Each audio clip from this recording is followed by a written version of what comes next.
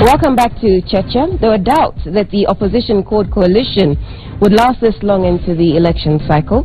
But with the general election fast approaching, those doubts seem well placed. That's because of the uncertainty over who the coalition's presidential flag bearer should or will be. Court Principal Raila Odinga was absent from the launch of his co-principal Moses Wetangula's presidential bid. So speaking for ODM, we have Secretary General Ababu Namwamba. Speaking for the Wiper Party, we have Secretary General Hassan Omar, and speaking for Moses Wetangula is the Kakamega Senator Boni Halwale.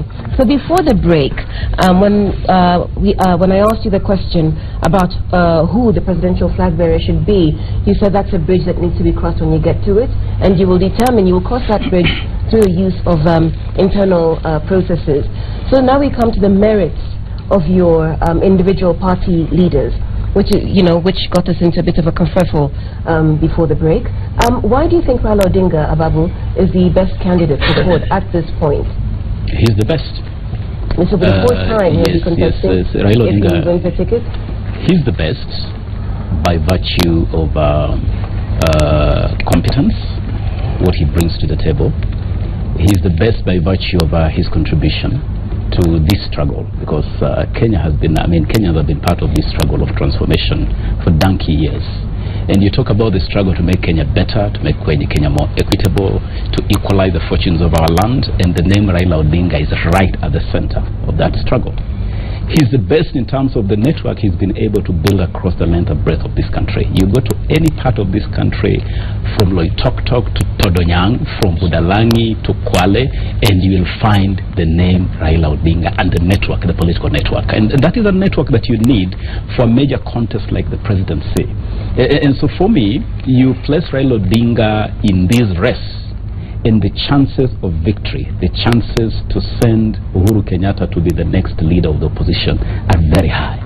And so for me, from where I'm seated, while I want to make it unequivocal that I would definitely support a Wetangula candidacy or a Kalonzo Musyoka candidacy, I would definitely urge the core principles to consider the premium that Raila Odinga brings to the table, which honestly is unrivaled. Hassan? I think in that spirit, any of us will support any of the candidates in the event that court agrees on one. And with respect to Kalonzo Musyoka, right now people are looking for a less polarizing figure, a middle of the road type of a presidential candidate who does not evoke the kind of fear of particularly the rivals.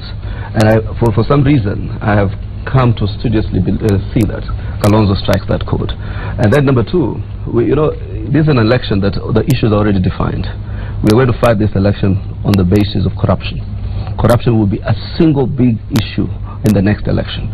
And if you look at the stints of presidency or the stints of public service, the person who's tainted with least burdens of corruption, so to speak, is Kalonzo Musyoka. He brings in that capacity that I have served in government. Yet you cannot touch any major scandal, and therefore give me an opportunity so that I can be able to equalize opportunities for all.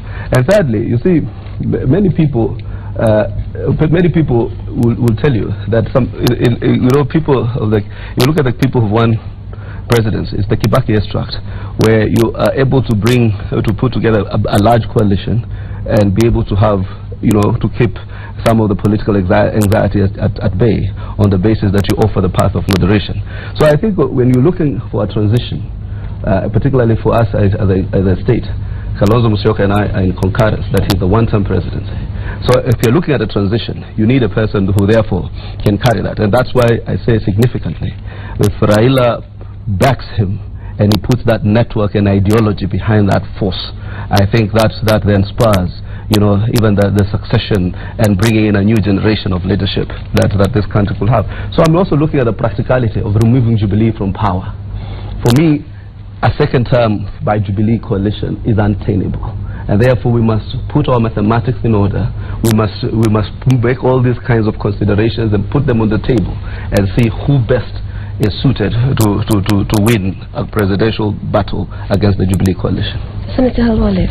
What I like about CORD is that the irreducible minimum in CORD is that the three core principles will remain together, irrespective of who becomes the president, deputy president, or whatever. They will remain together. Given that, then what is it that we should do to defeat Jubilee? That is to bring voters to come and vote in their largest numbers. Therefore, I support Wetangula because he is the one who is most likely to bring on board the unbanked voters. There are a lot of voters who are unbanked in this country, and they happen to come from the area where Wetangula would be perceived to excite people. These unbanked voters, my dear panelists, will then be the reason why CORD will move from the 6 million votes they got to probably 9 million votes. These voters, the unbanked voters, they do not register as voters, and those who have not failed to register as voters either do not have IDs or whatever combination of those things. Wetangula candidacy will bring these unbanked voters, and then we will defeat Jubilee very early in the morning. But can I say something, Udwak? I want to, and in fact I jokingly said here, yes, the Luhya nation will swing the presidency. They will determine the outcome of the presidential vote. That's why you saw that Wetangula launch is also important. And therefore, there is no doubt in my mind, if they coalesce into one block, I said this during Wetangula's launch, that the Luhya nation has the key to removing Jubilee from power. But that does not necessarily mean it has to be a Luhya candidate. May I amplify that? Yes. Okay. May I amplify that? Yeah, because you are Luhya, so I'll allow you to. Unapologetically so. Yes, absolutely. Proudly so. Yes, absolutely. Yeah. Now, the Luhya nation, of course, will be critical in this matter. And I agree with my brother Boni that we bear a heavy responsibility to whip this nation into single column. Yes. Single column, not just in terms of the same direction, but also maximizing the potential, the vote potential. And that means exciting this best. And this is something we must do by all means. In fact, I know, for instance, that Jubilee is an impossible sell in this nation. But what we must do is to make sure that we excite this best so that they can turn out and vote. But Boni, I dare say also, yes, that exciting this best does not mean having a Luhya on the ballot paper. In 2007, this is the Luhya, actually go back to 2002, the Luhya nation rallied behind Kibaki. In 2007, the Luhya nation rallied behind Raila. In 2013, a large portion of the Luhya nation rallied behind Raila. And in fact, to the Luhya, Raila is pretty much one of us. Yes. One of us. And I didn't hear the two of you gentlemen, while unequivocally, without any prevarication, confirm that I would have no problem supporting your preferred candidates. I did not hear you, and I want to hear you confirm, without any equivocation, that you would support a Raila Odinga candidacy. And by the way, Senator Hassan, talking about transition, you also need to talk about deepening the gains of our new constitutional order. So you think Kalonzo cannot defend the gains? No, absolutely. I have no doubt that Kalonzo. Let me rephrase about this point. Let me finish. The point I'm making is that Raila Odinga truly is a father of this constitution, both in terms of the struggle that gave birth to this constitution and even the ideological cutting edge that brought the new order to be. You need a person who believes so firmly, so unequivocally, who is connected ideologically without any prevarication, circumlocution, or equivocation to this new order, that the commitment to implement this new order will be in no doubt. Believes in devolution 100%, believes in the fight against corruption and the ethics that must define the new order without any doubt, and that is Raila Odinga. Can I say something to Ababu, what Ababu said? My first comment, even before I talked about the credentials of Kalonzo Musyoka, was to say that whoever, and Ababu, if you look at my politics, being honest, even the wiper base knows that my politics have been shaped, defined, and inspired by Raila Odinga. So I had noted, you know, you're explaining to somebody. In fact, you're in wiper by default. In fact, I'm not in wiper by default. You see, let me clarify. I'm saying that because you ran on ODM path. There were technical issues, so absolutely. And then now, when you finally, if you wanted to settle in Kilimani, yes, and then finally you found that you settled in Lavington. Yes. Yeah. Now Lavington is your neighborhood. You say same neighborhood. Yeah. So that's said and done. It's not a contradiction at all. Yeah. Because what for me, my politics is informed by a certain ideology. That's why I think Jubilee never makes overtures to me, because they know my standpoint. What I believe in, I cannot resonate within the Jubilee constituency. So what Ababu is telling us about Raila are credentials that are out there in the public market. It's well known. He has inspired many of us into the politics and the positions that we take. Hassan, you're talking about personal inspiration, but I think Ababu's point was that even as he campaigns to Raila to the death, well, I shouldn't use that term within the Kenyan context, but even as he goes all out to campaign for Raila, he would do the same for any of your principles. But he did not hear the same commitment from both of you. That is a well-known. You described Raila as a fearsome candidate. Yeah, one who inspires. I said it before we started. Before I made that, as I said, that commitment about the credentials of Kalonzo Musyoka, and it is known that CORD will hang in together. So if Raila will be the presidential candidate, if this will satisfy Ababu, definitely we go to him to the graves, as we put it, without necessarily graves in the literal sense. So I think it's a foregone conclusion. We have heard this. Let's Bonnie respond to that point. I think to approach that question, you must first of all agree that coalition building is very difficult. If you attempt to build a coalition by creating a candidate, then what is it that you are telling the supporters of the other core principles? What I have done, I have gone beyond what Honorable Ababu is asking me to do now, which I want to do.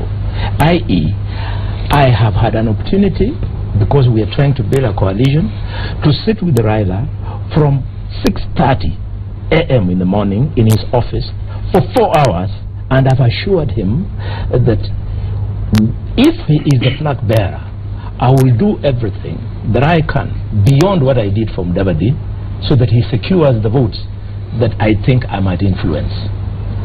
I have also held a similar meeting with His Excellency Kalonzo Musyoka at Laiko Hotel and given him the same assurance. I have done the same with Wetangula in a hut in Mumias, in the shrine of Nabongo, and yes, Shiambaho, and I told him the same. But as I told them those things, there was the departure line. That should you see somebody other than yourself becoming the candidate, then I'm informing the other core principles that you are assuring me you'll support them. The long and short is that I will support Raila to the end when he's the flag bearer. That is the bare minimum. I will do that for Kalonzo as well. But how I wish that it is Wetangula who is the flag. So what mechanism is going to be used to select one of them? How can you expect us to lay all our weapons bare on a public forum like this? But it's a mechanism, it's a process, election. They are not going to be inventions. You're either going to vote, you're going to sit in a room and agree by consensus. There are methods that are democratic and no. Well, broadly speaking, I only see three things. The first one is that we could decide through a boardroom decision, either the three core principles alone or accompanied with their loyal supporters. The second one is that we can ask each party to bring an equal number of delegates to come and participate in an electoral college sort of process. And the last one is that we can go for universal suffrage. Universal is another general election, is extremely expensive. It can be chaotic. So to me, I'm left with only two options: the delegates and the boardroom decision. But I want to revisit a small point. I need to make this point. I wanted to make a particular appeal. A particular appeal. I know why I am restating this point. I stated it during Wetangula's launch. Whenever I go to Lawyer Land, I always say there's been general stereotyping about the Luya community, as there has been about the coastal region, and every other region has stereotypes that follow. But I think for us in this coming election, it's probably the fighting for the heart and soul of this Kenyan republic. And therefore, I know numbers don't lie. In terms of the numbers, Ababu Namwamba, my brother Boni Halwale, and all the others from the Mrema Nation who are listening to this interview, you need to consolidate that vote if we must secure the liberation of Kenya in its final phase. So therefore, whatever you do, whatever the dynamics, my hope is that this vote will cast its vote in the right place, because then you will be able to match up the block of our brothers and sisters from the central Kenya, and therefore that way we are closer to electoral victory. You're talking about the Luya vote, the Luya Nation, or the Western Kenya vote. Absolutely. The only thing I dare add is that now that you're talking strategy, among the things that you want to see is the strong partnership of the coalition parties, wherever it is that we are playing our politics. For instance, in Western Kenya, Ford Kenya has a network there. ODM has a network there.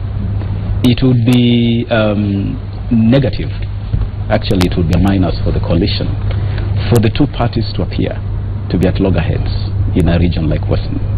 I want to see Ford Kenya. You're talking about zoning as a strategy. There is nothing like zoning. Really? It's about confluence of efforts. Confluence of efforts. Such that, for instance, I don't want to hear this story that Western Kenya is cordoned off, as it were, for a particular party. I want a scenario where any party, any partner party that has a presence anywhere, works in partnership with the other coalition partners to strengthen that presence. In Western, for instance, we have other. I'm struggling to understand what you're saying. He's being diplomatic. He's being diplomatic. Just a minute. Let's clarify. There is nothing like because zoning. as far as we understand, yes, there's some sort of strategy about zoning of influence, so that you had classifications of battlegrounds, strongholds, and contested areas. And so you, for instance, in Busia and Budalangi, are facing a challenge from Ford Kenya, which you don't believe you should be facing because you're partners in the absolutely not. That is misleading. Is it? That is misleading. Okay, let me clarify this. In fact, it's good you brought this to the table. But number one, if I'm facing challenge from Ford Kenya and Budalangi, that would not be the first time. For me to become Member of Parliament in 2007, I dethroned a Ford Kenya MP. Correct. In 2013, I ran against a Ford Kenya candidate. So it is not a novel, it's not a new thing for Ababu Namwamba to run. I have beaten Ford Kenya candidates twice. I will do the same next year. So the issue is really not whether Ford Kenya candidate runs against me or not. The issue is that we should remove this notion that a particular area must be preserved for a particular coalition partner, such that Ford Kenya need not go to Western and say this is a Ford Kenya base. And among the issues that have raised concern previously, for instance, is Ford Kenya saying ODM members should join Ford Kenya. That for me is unnecessary, because within the Western Lake you've got other vessels like New Ford Kenya, like UDF, like ANC, which for me are our rivals. We should be raiding those rivals. When you go to war to expand your territory, you do not start by attacking the territory of your ally. You target the territory of the enemy, of the rival. And in Western, I'm telling Ford Kenya, our rivals are New Ford Kenya, the UDFs, the ANCs, the Jubilee wannabes and pretenders to our lands. Those are the targets for our conquest. Yes. So that ODM and Ford Kenya must collaborate to basically make Western impregnable for COD, by making sure that we wipe away all these little madoadoas within the region. And you see, that's where the problem is. Because as you rightly put it, there is this push and pursuit of this line that Western ought to be the main COD partner in Western is Ford Kenya. And Ford Kenya wants to own that area. And for good reason. Because even as Bonnie outlined the mechanisms for choosing the candidate, the delegate system already raises considerable conflict. Because are you ignoring the numbers that previously exist? Are you ignoring the strengths of the different parties? And that is why, I mean, you can't say, for example, you bring equal number of delegates between parties that have different strengths. And that's, I think people are already smelling that potential. So they're saying, if we don't have a fair process, we will take a walk. We'll have options. Because it is what are you bringing to the table to stake a claim to a particular portion of the cake. And that's why a party wants to own an area so that it brings that support base to the negotiating table, because otherwise what merit do you have to claim equality on the table? David, you see, I agree with Udrak when she was trying to ask a question in the spirit that balkanization of this country is unacceptable. Every area in every election cycle is a fair contest. I give in 202. Every Kisi needed Nyachae to be in parliament. In 2007, Nyachae himself could not get into parliament. 5 years in an election cycle is extremely dynamic. So that's why I'm saying every place is fair game. We are not going to preserve status quo to the extent. Even Wiper is not here for housewarming. It's a political party. It has ambitions. It has to improve on its standing. It cannot. You cannot relegate us to the point that we must remain with our 4 governors and 32 members of the National Assembly and 4 senators. We must improve that. Even Ford Kenya might be having how many MPs? 4 or 5 MPs today. They could have 20 tomorrow. So politics is a fair play game. It's a dynamic. For us, our consensus that is irrebuttable is that first and foremost we must remain together. Secondly, we will support to death any presidential candidate on this coalition for the sole purpose of ensuring that we give Kenya a new phase of liberation 50 years on. But thirdly, there will be fair and equitable contest. There is no balkanization. If ODM wants to run a candidate, we even invited Wetangula, we told you, to launch his bid in Machakos. Yeah, so we told him if it's becoming difficult, we will push for you the mechanisms to launch it in Machakos, launch it in Mombasa, launch it in Lamu. It can never be a balkanization. But Hassan, that is absolutely my point. What I'm saying is that primary aggression... Let Bonnie respond and then you can... I think the question you have raised, you have asked Ababu to respond to the issue of zoning is so important that we must clarify today. You must differentiate between the position of the party and what is being used for purposes of spinning the politics. When you say that... But don't parties spin politics? The spinning is done either by the enemies of the party or by the media who might be driving a particular national agenda. The issue of zoning, tell me today where you quoted any of the core principles saying that there will be zoning, or where you quoted any of the secretary generals. Who are the spokesmen? Who are the spokesmen of this coalition? Can I make my point? You'll come. Difficulties. Why you That's a good point. Why not? Why are you ignoring that? Okay, I'll come there now that you've raised it. But let me make my point. Is that we must make sure that when we try to sell the position of CORD, we quote the right people. I read in the Star newspaper about zoning for the first time, and they were quoting some fringe party officials somewhere in Siaya. Yeah, they were not quoting anybody. They were not quoting anybody that you would say would speak on behalf of the coalition. And because you are attempting to pin down Ababu, let me clarify that there are lawyers watching me today. When Ababu supports Raila, he should not be perceived to be against the Luya candidates. He is supporting Raila because he wants the CORD coalition to win, and in his view, the person best placed is Raila, and be the first person to go and campaign for Ababu in Budalangi if he invites me against a first Kenya candidate. Because I'll consciously say, when I put when I put on a scale of 1 and 1, Ababu might be the better candidate for the people of Budalangi and maybe for the Luya community in general. Quote the right people. Zoning is supposed to mean we are trying to understand, those of us who will be in leadership, we will try and understand a given area. What do I mean? When we went to Malindi, we went and understood Malindi in the by-election that this is a place where ODM is best placed to provide a candidate for the coalition. And in so doing, we asked the Wiper candidate, and he was there.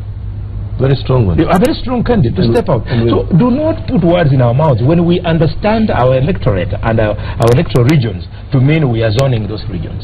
If we have, and now that you say the issue of Oparanya, when Oparanya talked about zoning, you must clearly differentiate Oparanya, the candidate in 2017 for governor, and Oparanya, the party leader. He was speaking as the candidate for 2017, and what you are seeing was political fever. It was not the position of ODM. And because, just a minute, Babu. And because he said those things and there was a degree of violence, I want to repeat it here, that the violence that was seen in Kakamega was not by ODM. It was perpetuated by officials of the county government. ODM had nothing to do with it. For real. But the party, the code secretariat said it was Jubilee plots that disrupted their rally. Yes, they said it because they were also strangers to the rally. me who was a host, I can confirm that the violence was not by ODM, it was not by Jubilee. It was by the Kakamega County officials who took advantage of the fact that there is corruption in the police force and corruptly managed to get tear gas canisters from administration. I want to ask the three gentlemen the question, because this keeps coming up in discussions in public rallies. Out here, you don't want to talk about it, but as you said, in a different platform, the agenda is different. What constitutes a fair nomination process? Because that's the crux of the matter, and I've heard people saying, if it's not fair, we have options. What is a fair process? I mean, those are some of the challenges we are handling internally. In fact, let me be honest, there's quite a discussion around it. That's why, as a Wiper party, we are asking for the reconstitution of the management board, so that now we start to thrash out issues that are potent. Our party's view is that we must identify the flag bearer by December of this year, or at latest January of next year, so that in the event of it to stem any potential fallout and to be able to popularize that candidate moving into 2017, because then we can create a narrative between the Jubilee candidate, Uhuru Kenyatta, and our candidate on this other side, so that we lead into that elections, we have at least a clear 5-6 months to that. So the process itself is the devil in the room. I cannot lie to you about it, that there are easy answers to it, but we have asked people to start throwing in proposals. How if we need to have a constituent delegates, not a delegates, but a constituent delegates assembly, where you are represented in terms of certain strengths, or some kind of an interest group, or this is really the devil in the room. And I can tell you for a fact, there are no easy answers, so we need to be sincere with you that there are no easy answers to this issue. But I am certain we will get an answer to it, because nothing is too complex for CORD to handle. And secondly, we will get the candidate who we shall all support. David, I wanted to say that in any nomination exercise, any primary, and we always have occasion to witness primaries. Look at what is going on in the US right now. Credibility that engenders trust. Of course, politics is an arena that is bedeviled by a trust deficit. And so you need a process that is so credible that it raises the levels of trust across the board. And this debate is actually good for us. It's a good debate within our coalition, that we are confronting these issues this early in the day. I remember the fallout in the run-up to the 2007 elections within ODM. It's because we papered over the cracks for too long, and then we left the decision-making rather too long in the day. That we are dealing with these issues right now, and even grappling with the mechanics and the architecture of the process, it is good. I have no doubt, with the tyranny of brains and minds in this coalition, that will crack. Look, you don't believe that. You're laughing contemptuously. We will crack this puzzle. I wanted to reinforce one point, then you can move on. That my point that then it triggered this debate about zoning was about how the partner parties in the coalition relate with one another. That aggression should primarily be directed at the rival. And within this coalition, we can only exchange friendly fire. We cannot use live bullets amongst the players. Live tear gas canisters. Yes. No live. Such that, and I keep on going back to Western.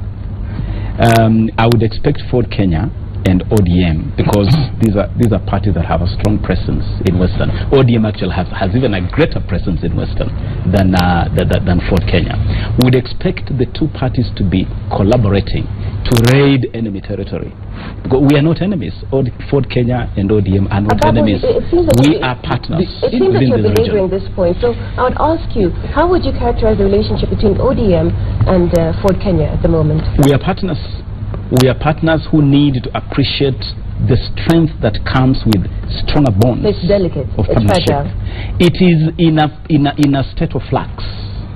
It's in a state of flux where we are basically determining the perfect point of confluence, the perfect way of relating going into 2017. But I have no doubt that of those tensions and yes. the relationships in a flux, and I guess there could be other interrelationships are also dynamic, fragile. Wouldn't it then be a good thing to move into consolidating this coalition into a party borrowing from the other side you don't like? But the other side has failed in that mission. That mission aborted. They don't we don't want to take example. The only little glue holding them together is power and allure of little things that kick all over the place. Actually, what we have to do now the conspiracy of robbing Kenyans, that helps. I'll allow you to do that when we come back from this break, because we do have to take a break now. Cheche, we're live on Citizen TV. Who do you think the Court presidential flag bearer should be? Would you trust a Court internal selection process? Our SMS number is 22422, or you can tweet us using the hashtag Cheche.